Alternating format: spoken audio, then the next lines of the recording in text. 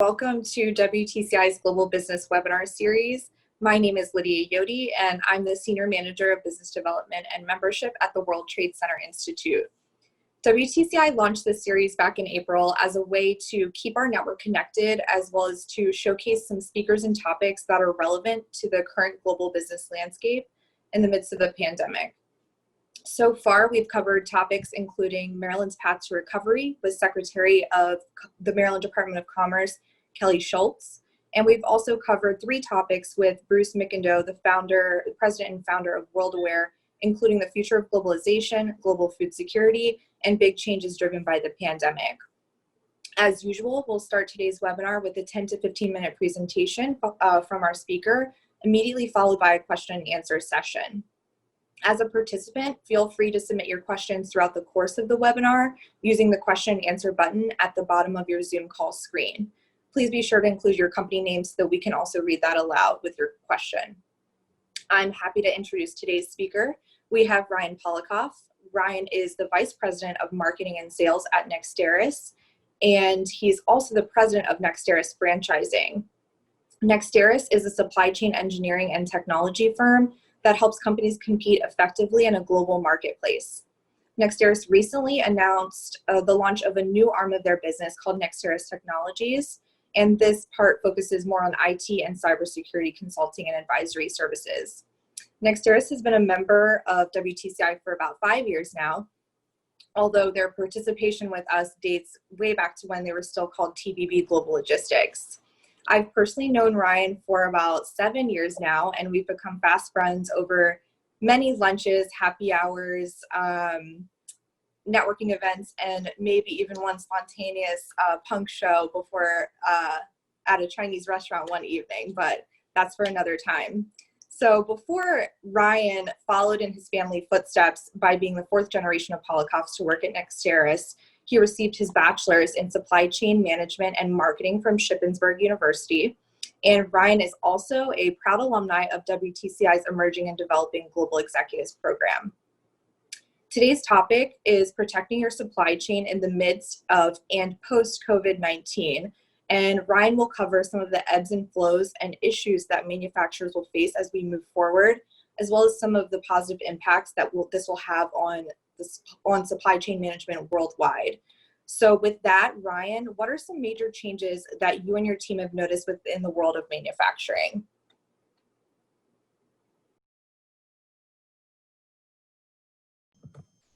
All right. Well, good morning, everybody. I appreciate it. Thank you for chiming in and for tuning in, and thank you, Lydia, for that introduction here. So excited to talk about supply chain and its impact on global manufacturing. So let me get my presentation here, and I promise it'll be a short iterative session, and then we can have some great dialogue at the end for Q&A. So I'm excited to share all this with you. Thank you again.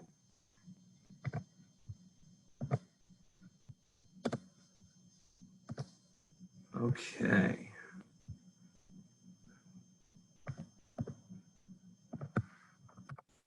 So what we're looking at here is the typical product life cycle that goes within a global supply chain. So for those of us who are domiciled within manufacturing, distribution, retail, logistics, supply chain as a whole, we are familiar with all of these or some of these functions as they relate to jobs around the world. So at a high level, we plan for a product, we would then source that product, we would make it, we would deliver it, and then in some cases return it. And then within each of those functions, there is a core function and sub-function of everything from making sure that warehouse is in the right place, are they set up correctly, is the inventory strategy what it needs to be, is the production planning strategy what it needs to be, how do we make sure that we capture visibility within transportation around the world, and then return those products if necessary. So again, all of these things, I wanted to start with this because again, all of these things have been impacted and affected literally around the globe by manufacturers of all type. So again, rolling into that impact on global manufacturers, a recent survey came out from the National Association of Manufacturers in which 78% of companies have already started to feel that financial impact. 53% of companies have already started to feel a change in their operations. And then 36% of those companies are starting to face supply chain management challenges and difficulties. And those numbers think are only going to continue to rise. But today we will talk at a high level about some things that manufacturers can do within their supply chain with embracing of technology and how to pivot and make sure that while this new normal is here, we've got some semblance of sanity. So with that, what does that initial impact begin to look like? And really for the first time, we've had this unique convergence around the world where supply, demand volatility, shifts, spikes, workforce availability, they're all being affected around the world at the same time. And as we've gone through the course of history, whether it's a pandemic or war or an act of God or something, most of these components have been impacted either heavily and in some cases together. But this is really the first time that all of this has been affected literally at the same time, causing for companies to really say, wow, I wasn't prepared for this. What can I do to make sure this doesn't happen again and that my supply chain is where it needs to be? And as mentioned, it's disrupting across all kinds of supply chains, all sizes, for small companies to large and established names that you see everywhere. And naturally, the act of social distancing is hurting manufacturers just simply because of what it is. And while it's the right thing to do to help with the virus itself, you look at the process of what goes on in the manufacturing floor, naturally that social distance is limiting what manufacturers are able to do. So again, kind of as we work towards what will new normal be, it's going to continue to be a roller coaster effect for a while. But we're going to continue to see a shift or a spike in demand, big ups and downs as we kind of resume into what the next phase will be. Companies are going to continue to experience the reliability and the uncertainty of what a traditional supplier network is. And again, really pivot back to that examination phase to say, you know, if something like this happened again, what could I do differently with my supplier network? What does that look like in terms of process, people, technology, strategy, resources? What could I do different? And something that's not certainly unique to supply chain, but that's unique to many industries around the world, but also, of course, in supply chain is companies and their vendors and their relationships are really going to have to open a certain level of flexibility that they haven't had to do before with deferred payment terms or really working with partners, because the age-old adage of cash is king still very much rings true in a time like this and will be moving forward. And then unfortunately, you know, we've experienced some furloughs, some temporary, some non-temporary. We're going to continue to see manufacturers redesign organizational charts around the company and domiciling functions under kind of one master hat. So again, what we're going to dovetail into is as folks and people are assigned this master hat role, where before they were only responsible for one thing and now they've got four things under that hat. What can we do? How can we block and tackle and make their job easier? So what is that silver lining? What will be coming next? And again, at a high level, and I'll have some supporting slides to show this graphically, but at a high level agenda of what that looks like, companies are going to realize that need to build deeper in global supplier networks and not have everything domiciled into 1, 2, or 3, or in some cases, ABC type classifications just from one country. There will need to be domestic sources of supply. There will need to be rollover contingency supplier networks in different parts of the country all over the world, dependent on your product mix. Companies will really have to begin to embrace global supply chain optimization. And again, I think manufacturers have done a decent job overall with looking at the supply chain and saying our baseline hasn't changed much, this product mix hasn't changed much, but what they haven't done, while they may have simulated for cost mitigation, what they haven't done is that prepare for the unexpected. That, hey, if X happens by Y and I get to Z, what do I do? What do I roll over?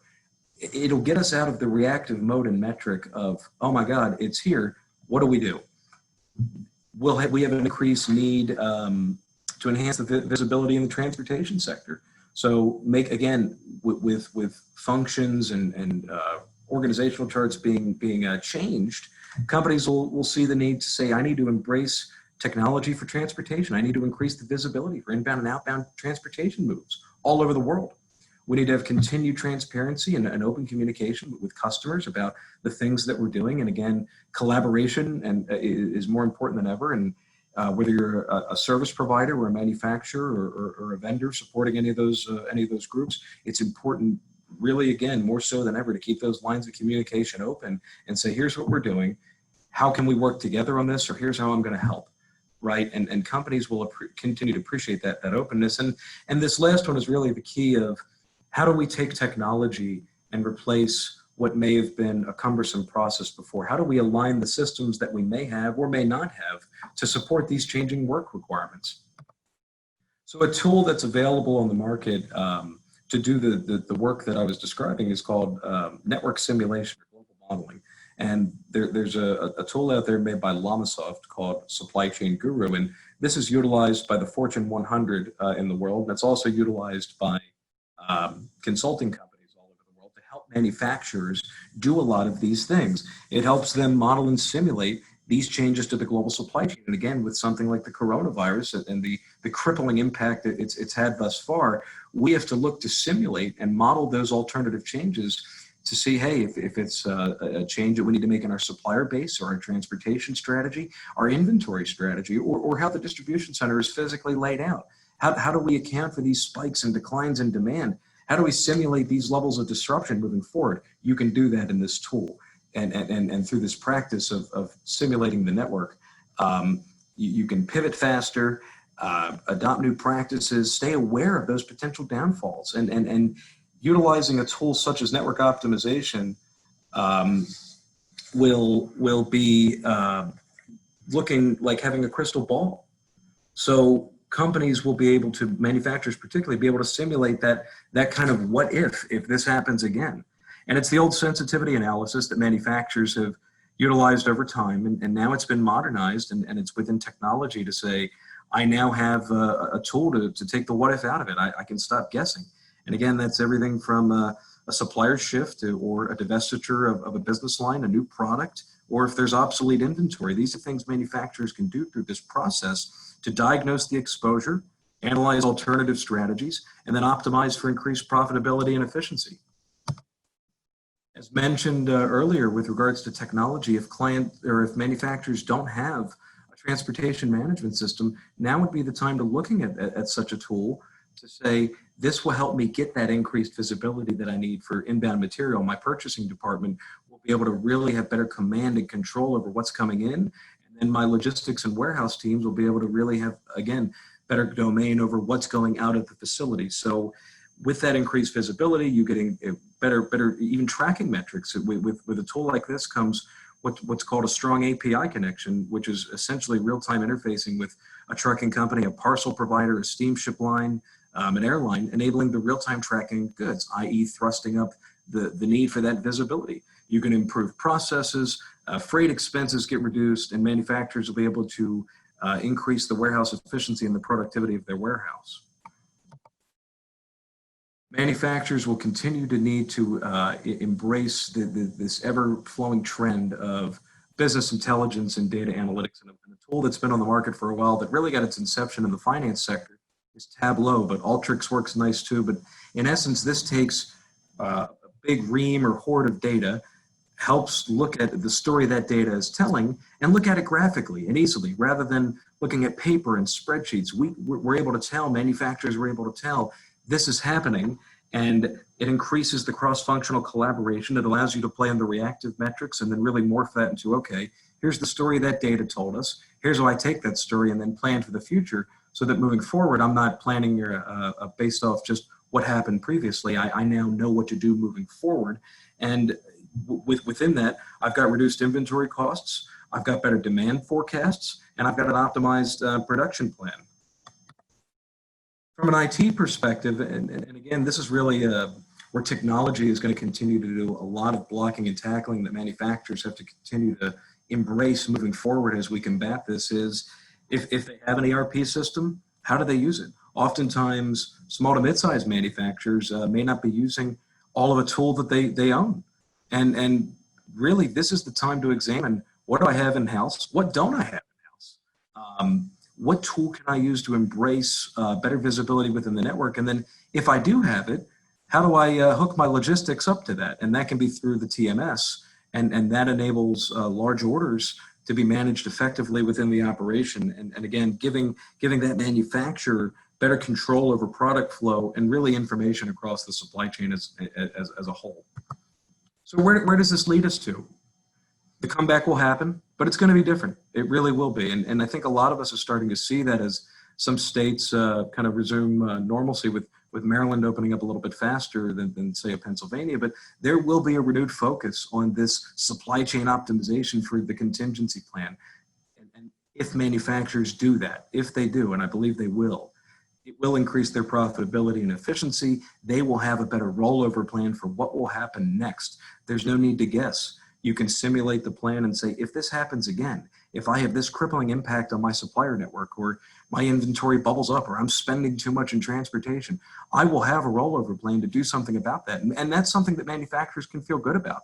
We're going to continue to see this really dissolving or evaporation of what's been a traditional linear supply chain model, and the evolution to DSNs, or digital supply chain networks. Manufacturers are going to continue to break down old processes and old silos that are departmental around the enterprise of their company, and embrace things like AI and machine learning, 5G and blockchain. A couple of years ago, these things were hot buzzwords. They've now moved out of the theoretical ether into application, and guess what? They're not going anywhere. They're only going to continue to proliferate and mature. And manufacturers, if they haven't already, need to embrace these technologies, implement them, use them, and help them better plan. And really, the bigger one that manufacturers are going to continue to embrace and implement is going to be robotics, because one manufacturing CEO got quoted recently saying, last time he checked, robotics are immune to the coronavirus. So it will be an important balance moving forward for manufacturers to embrace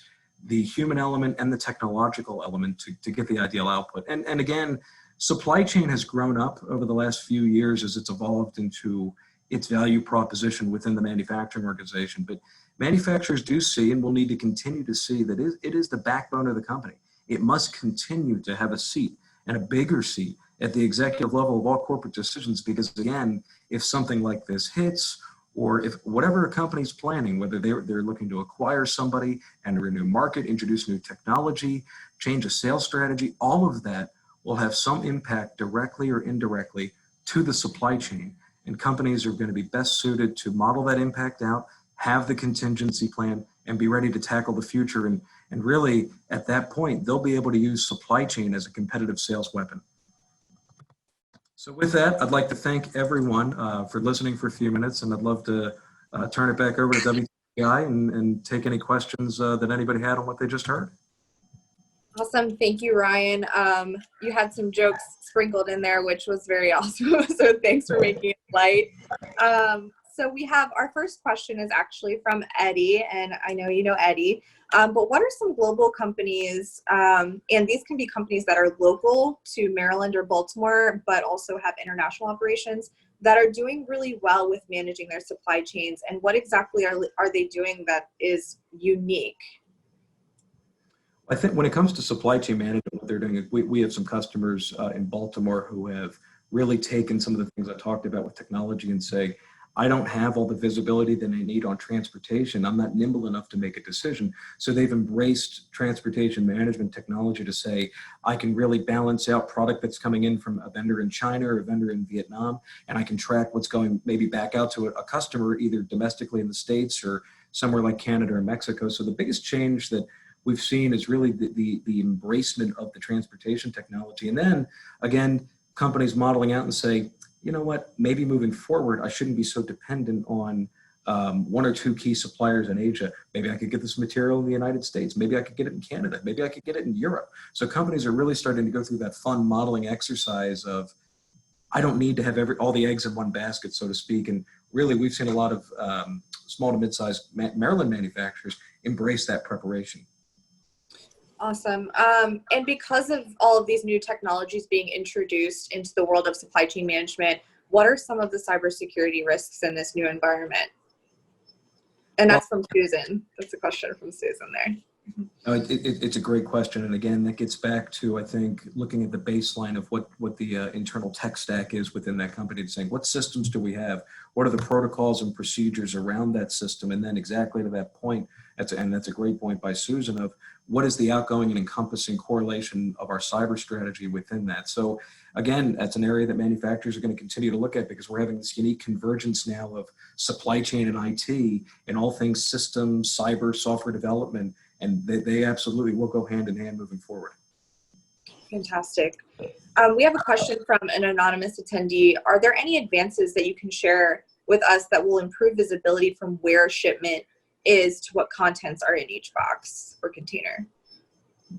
So there is technology that is available now, which from an ocean freight perspective, that it's a little device that can be placed on the box and then can link up with an ERP system or a transportation management system that will allow SKU contents to be viewed and then tracking detail to the shipment level to come back. And that's just one way. And that's something that's going to start to proliferate a little bit more. But there is better technology and kind of this world we used to live in, especially for transportation tracking and looking at SKU level data where we had to rely on a master list and maybe it was available in EDI, or maybe we posted it to a flat file environment and an FTP server and we went and got it. And now that APIs are really here and continue to mature, this art of data transference has only gotten better. So that's an area in particular we're going to continue to see mature, and that getting that tracking level detail kind of where it was at the milestone level, and then physically being able to see not just the contents inside the box, but what kind of cigar that the steamship line captain is smoking.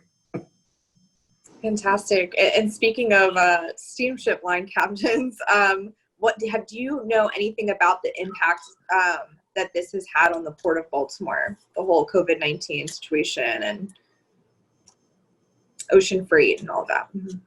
I think the Port of Baltimore has done a really good job, better than most ports, at least with, again, one of the points I hit on, which was communication and transparency and collaboration with, here's what we're seeing, here's what we're doing about it. And I think the area that's starting to come back a little bit really is ocean transportation. So I think as Baltimore continues to monitor their numbers, as well as adjacent ports, not just on the East Coast, but around the US, as some of these other countries are coming back online, particularly Asia, international volumes are coming up.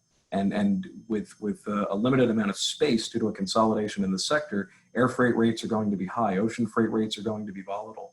And so the ports are going to continue to see their numbers go up. What the challenging part of that is going to be is when those goods hit the United States and come and enter the commerce of the US and clear customs and need to go to either a distribution center or an end retail store, not everything's open, to state the obvious. So we're going to have this bottleneck as all of these other areas of the world open back up, come into a place like Baltimore, and then need to be drayed out to wherever it's going. That's going to be the part that's still a bulge.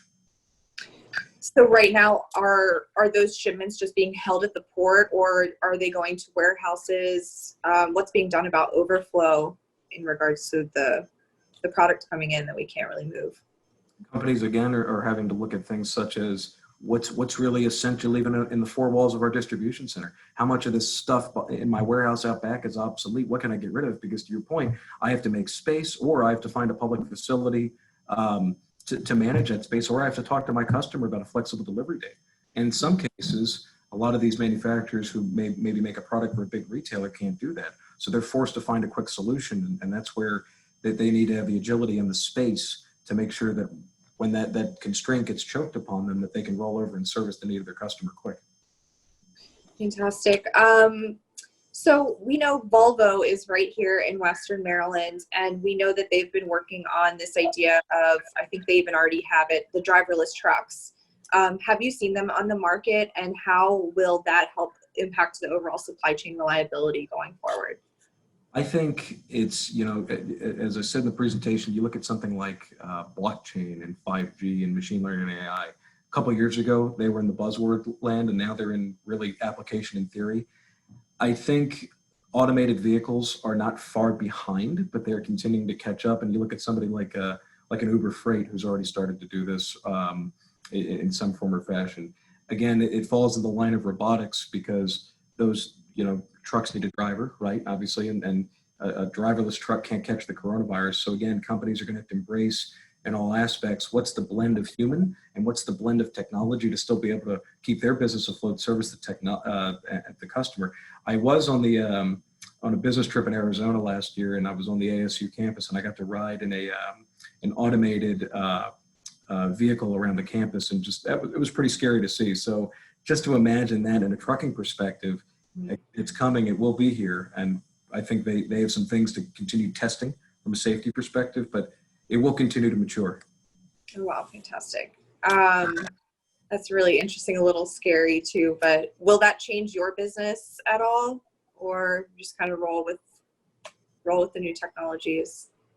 I think for us as a supply engineering technology company, stuff like that is really, really cool, even though it might scare the crap out of me personally if I was writing it. But it's really, really cool because for us, and we would integrate with those companies who operate those trucks, and our client would be able to go into our TMS and, same as they do today, get a rate for a shipment, tender a shipment, and then a truck without a driver would show up to pick it up. And the loading and unloading of that would have to be, worked out obviously with the manual component, but theoretically a truck could be dispatched and picked up in a driverless setting with no human intervention, which is cool. That's very cool. Well, Ryan, we want to thank you. I think that was all we had in regards to questions today. Based on everything you've covered, it's safe to assume that the manufacturing industry may not ever be the same after this. But I think it's going to lead to some long overdue advancement, especially when it comes to more connected, a more transparent relationship between suppliers, and also just opening more global markets. I love that idea of people, exploring more different areas to source from. So I think it can lead to some very positive changes going forward. But we want to thank everyone who participated with us today. Again, thank you, Ryan. You've been so amazing as always. And we hope everyone can join us next week. We're going to be hearing from Anirban Basu of Sage Policy Group, and we're going to discuss what the future holds. And we're really going to look at the U.S. and global economic outlook during this time. And that will be at a different time next week. We're going to be tuning in at 10 a.m. So please be sure to register at WTCI.org/WTCI webinar series. And we also hope that you choose to stay connected with us on social media. If you're interested in getting more involved with WTCI in general, please feel free to contact me directly at lydia@WTCI.org. And I think the information's on the next slide, if we can show that really quick. And then otherwise, we hope that we can see you all here again next Wednesday, and we hope that you have a great day. Again, thank you, Ryan. It was so great to see you. Thanks, everybody, and thank you, Lydia. Appreciate it. Have a great day, everyone. Thanks.